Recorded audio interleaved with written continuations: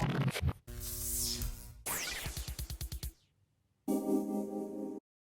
Friends, welcome to my channel together with Abhi. ये S3 module का आज हमारा आखिरी वीडियो है। इस वीडियो में हम पढ़ेंगे एडवांस्ड फीचर्स के बारे में, जिसमें मैं बस वन लाइनर आपको बताऊंगा कुछ एडवांस्ड फीचर्स के बारे में। ग्लेशियर, जो कि एक इम्पॉर्टेंट मैकेनिज्म है स्टोरेज का विद इन S3, उसके बारे में हम पढ़ेंगे और उसको कंपेयर करेंगे अलग जो बाकी स्टोरेज मैकेनिज्म हैं उनसे। और आखिरी में हम बात करेंगे समरी की। ये समरी जो है, जो हम देने वाले हैं, ये बड़ी इंपॉर्टेंट है because interviews and certification point of view से जो आपको इंपॉर्टेंट पॉइंट्स ध्यान में रखने हैं S3 से रिलेटेड, वो सब कवर हो जाएंगे। And lastly we will just have a few sample questions for you. So let's get started. हम पहले एडवांस फीचर्स की बात करते हैं। तो एक होता है डिलिमिटर्स and prefixes.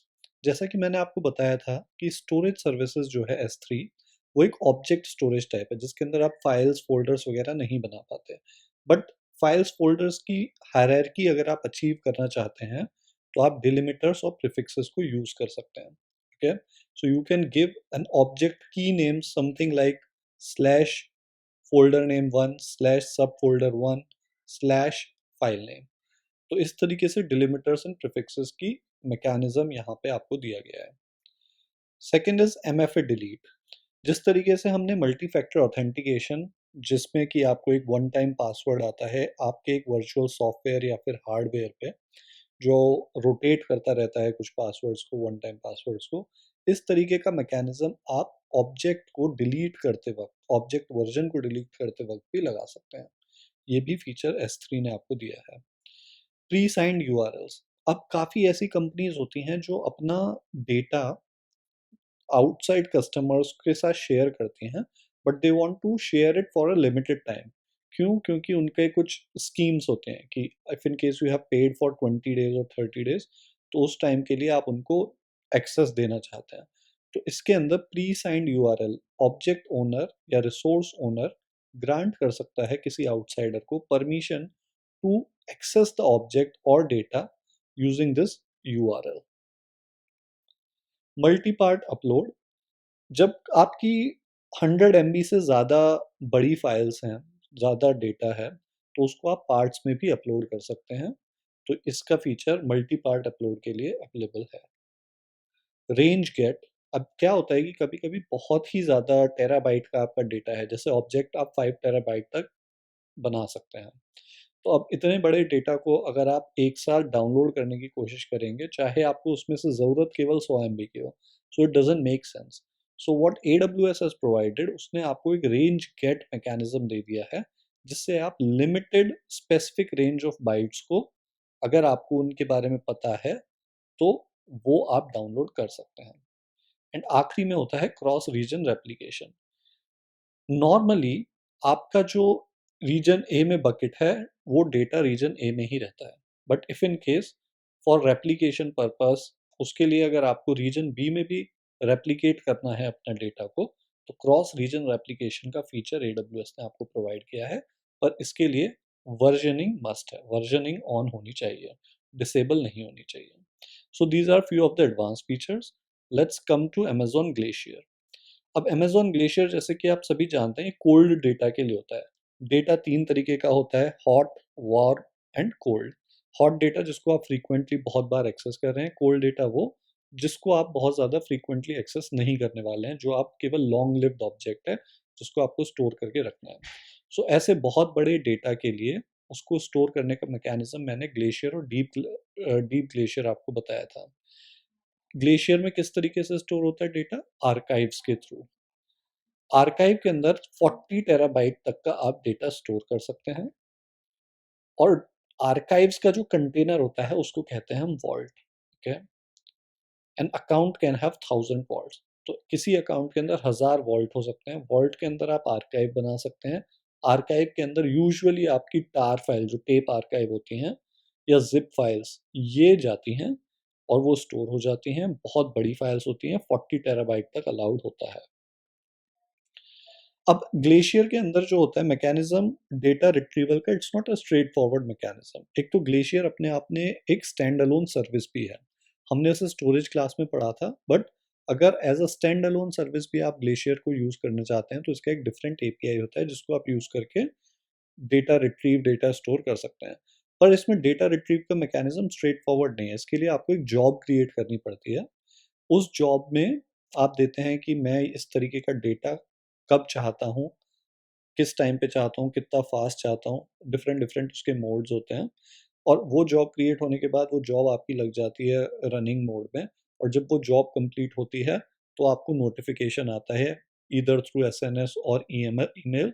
Simple notification service को अगर आपने सब्सक्राइब कर रखा है, या ईमेल के थ्रू आपके पास नोटिफिकेशन आता है कि job has been completed, your data has been transferred from glacier to S3 bucket. ठीक है, S3 स्टोरेज क्लास के अंदर उस डेटा को रख दिया जाता है। अगर आपको लॉन्ग लिव करने के लिए वो डेटा आपको फ्रीक्वेंटली यूज़ करने के लिए चाहिए, then it is on you to copy that data.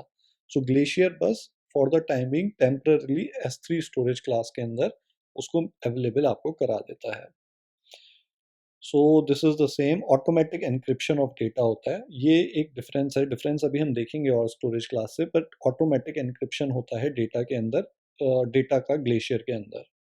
And इसके अंदर आप कोई खुद का नाम नहीं दे सकते। सिस्टम जनरेटेड आर्काइव आईडी होती है।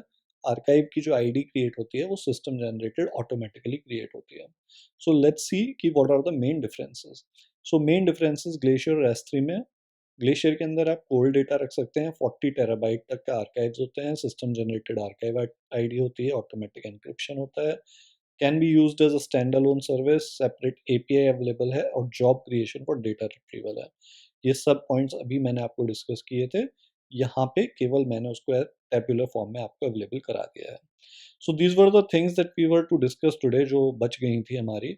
Now let's come to summary. The summary is really important for you to understand कि हमने अभी तक क्या क्या पढ़ा है। सो जो एग्जाम पॉइंट ऑफ व्यू से, certification interviews point of view से आपको पॉइंट ध्यान रखने हैं, वो मैं क्विकली डिस्कस कर रहा हूँ। फर्स्टली ये पूरा आपका फुल समरी यहाँ पे आपको मिल जाएगी। So even if you go through the slide for the revision purpose, it will be really good. S3 uses object storage instead of block and file storage. ये हमने पहले ही बताया था। S3 आपका ऑब्जेक्ट स्टोरेज टाइप होता है, block के लिए EPS होता है, फाइल के लिए EFS होता है AWS के अंदर। Buckets are containers of for objects, और उनका नाम ग्लोबली यूनिक होना चाहिए। ज़रूर बकेट रीजन के लिए होते हैं, बट नाम ग्लोबली यूनिक होना चाहिए, बिकॉज वो REST API को यूज़ करते हैं। Each bucket is created in a specific region and data does not get copied to other region automatically, but आपके पास चॉइस है। बाय डिफ़ॉल्ट किसी रीजन में ऑटोमेटिकली कॉपी नहीं होता डेटा, बट आप कर सकते हैं by opting that feature. Objects are stored in buckets and contain both data and meta data, जो कि ब्लॉक और फाइल स्टोरेज में होता है, फिक्स्ड मेटा डेटा होता है, बट यहाँ पे कस्टम मेटा डेटा भी आप क्रिएट कर सकते हैं। रेस्ट एपीआई के थ्रू आपके HTTP वर्ब्स जो होते हैं, गेट, पुट, डिलीट, इन सब का यूज़ करके आप एक ऑब्जेक्ट स्टोरेज के साथ प्ले कर सकते हैं। जो ड्यूरेबिलिटी और अवेलेबिलिटी AWS कहती है, ड्यूरेबिलिटी के लिए मतलब बहुत ज़्यादा उनका डेटा रेप्लिकेशन, डेटा बैकअप लेते हैं। 11 नाइन्स 99.9999 टिल 11.9% की ड्यूरेबिलिटी है, और अवेलेबिलिटी 99.99% रहती है। Eventually consistent, very important, this is the question which is most asked for. Eventual consistency होती है, इसका मतलब अगर आपने एक कोई एग्जिस्टिंग ऑब्जेक्ट को डिलीट या अपडेट किया है, तो हो सकता है आपको थोड़ी देर के लिए स्टेल डेटा आए for few seconds, because data gets replicated, किसी और नोड से आ सकता है, तो you might get eventual consistency हो सकती है। बट अगर आपने बिल्कुल एक नया ऑब्जेक्ट बनाया है और सडनली उसको रीड करेंगे, then it would be fine, you will not have any issues. Objects are private by default. Control access के लिए हमने आपको बताया बकेट पॉलिसीज होती हैं, बकेट ACL होता है, ये दोनों बकेट लेवल मैकेनिज्म्स हैं, और ऑब्जेक्ट ACL होता है। Static websites can be hosted on S3, इसका हमने देखा था demo. S3 offers different storage classes, standard infrequent access, one zone infrequent access, glacier, deep glacier and intelligent tearing.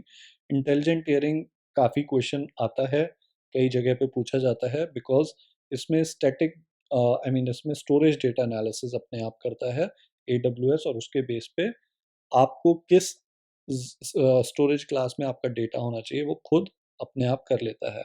So this is an intelligent clearing mechanism. Object life cycle management policies to automatically move data. अगर आप चाहते हैं कि 30 दिन बाद अब आपका data दूसरी स्टोरेज क्लास में मूव हो जाए because you want to reduce your cost, because उसकी फ्रीक्वेंसी अब कम हो गई है, तो इसलिए आप डिफरेंट डिफरेंट क्लासेस में उसको मूव कर सकते हैं ऑटोमेटिकली, जिसके लिए आपको लाइफ साइकिल बनानी पड़ती है. Data security at rest and in transit, इसका हमने डेमो देखा था. एट रेस्ट मतलब जब स्टोरेज क्लास के अंदर डेटा आपका रखा हुआ है उस टाइम में उसमें एन्क्रिप्शन है नहीं है. एंड इन ट्रांजिट जब आप डेटा को भेज रहे हैं S3 के पास वाया इंटरनेट, तब आपने HTTPS लगाया है या नहीं लगाया. एट रेस्ट में हमने server side and client side encryption देखे थे. एंड की मैनेजमेंट यूजिंग KMS, की मैनेजमेंट सर्विस हमने देखी थी. इसका हमने पूरा डेमो किया था कि AWS मैनेज्ड होती हैं, AWS ओन्ड होती हैं कुछ कीज, एंड कुछ होते हैं customer managed. But important point, customer master की बात होती है यहाँ पे. We are not playing with data keys but the master key. Versioning and MFA delete, आपकी एक्सीडेंटल डिलीशन से बचाने के लिए MFA डिलीट होता है जिसमें एक वन टाइम पासवर्ड आता है. वर्जनिंग जिससे आप पुराना वर्जन को रिस्टोर कर पाएँ just in case of accidental deletion. Cross region replication to automatically copy new objects to different region. अगर आप चाहते हैं कि मान लीजिए आपके यूज़र्स किसी दूसरे रीजन में हैं, वहाँ पे भी आप सेम डेटा अवेलेबल कराना चाहते हैं जिससे कि उनको लेटेंसी कम मिले, so you can do cross region replication, जिससे ऑटोमेटिकली आपका data one region to another region asynchronously copy होता रहता है. Pre signed URLs to provide time limited grant. जैसे मैंने बताया कुछ सर्विसेज को from security point of view you don't want to provide access forever, just for limited time के लिए अगर आपको एक्सेस देना है तो रिसोर्स ओनर एक प्री साइंड URL क्रिएट करके उसको दे सकता है जिसके थ्रू एंड यूजर उसको यूज कर सकता है for limited time. And lastly multi part upload and range gets for partial download, good for optimization. Just in case आपका अगर डेटा बहुत बड़ा है उसको अपलोड करने के लिए इन पार्ट्स आप कर सकते हैं, that is called multi part upload. और डाउनलोड आप रेंज गेट के थ्रू पार्शियल डाउनलोड कर सकते हैं बाय गिविंग बाइट्स और रेंज ऑफ बाइट्स जहां से आपको डाउनलोड करना है. So these are the most important points जो हमें कवर करने थे. So friends, time to discuss a few questions and answers. ये केवल आपको फील देने के लिए किस तरीके के क्वेश्चंस हो सकते हैं S3 के, पर्पस केवल उतना सा है, बहुत सिंपल क्वेश्चंस है. पहला क्वेश्चन देख लेते हैं. For what operations could you possibly get stale data store in S3. So जैसे मैंने बताया था ये कंसिस्टेंसी रिलेटेड क्वेश्चन है. ऑप्शंस हमारे तीन ये हैं. But for newly created object उसके बाद आप अगर रीड ऑपरेशन करते हैं तो आपको बिल्कुल सही डेटा मिलेगा, but not true for data for an existing object जिसमें आपने डिलीट या पुट ऑपरेशन किया है और उसके बाद आप उसको गेट करें, रीड करें, because of the eventual consistency feature of AWS S3. So the correct answers are get after delete and get after put for an existing object. Second question is AWS S3, is it best suited for utilizing storage as a DB? So answer है इसका false. Reason, because S3 एक object storage type है. Okay? DB के लिए आपको बहुत fast speed चाहिए, input output processing बहुत फास्ट चाहिए, एंड ऐसी फास्ट स्पीड आपको ब्लॉक स्टोरेज दे सकता है जिसके लिए हम EBS को यूटिलाइज करते हैं. आगे प्रैक्टिकल्स में हम उसको देखेंगे भी. The last question is, as an online media company you want to make only paid customers the content for the time period of payment made, how to enable such security in AWS.